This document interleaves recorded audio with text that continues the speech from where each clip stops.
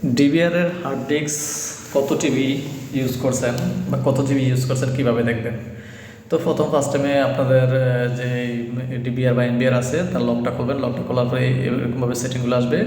আপনারা সেটিংয়ে ঢুকবেন, এখানে দেখেন কনফিগারেশন লেখা আছে, কনফিগারেশনে ঢুকবেন। ঢোকার পরে এখানে দেখেন লেফট সাইডে রেকর্ডে যাওয়ার পরে স্টোরেজে যাওয়ার পরে এখানে দেখেন আপনার ক্যাপাসিটি দেখাচ্ছে।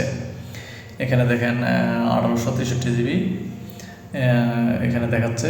তো এখান থেকে আপনারা কীভাবে হার্ড ডিস্ক ফরম্যাট পাবেন, এখানে টিক দেবেন। টিক দেওয়ার পরে এখানে দেখেন ইনিশিয়ালাইজ, অনেক জায়গাতে লেখা থাকে ফরম্যাট, অনেক জায়গাতে লেখা থাকে ইনিশিয়ালাইজ। তো ইনিশিয়ালাইজে ক্লিক করবেন। ক্লিক করার পরে দেখেন initialize will erase all data on the HDD continue.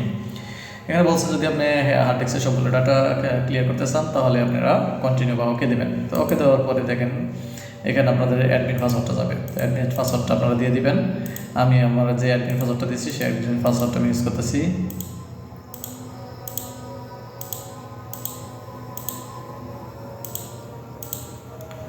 অনেক ডিবিআরে এই অ্যাডমিন পাসওয়ার্ডটা চায়, অনেক ডিবিআরে চায় না।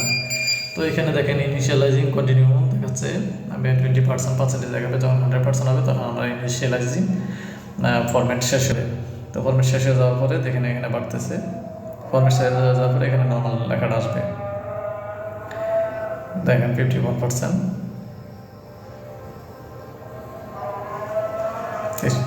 70%।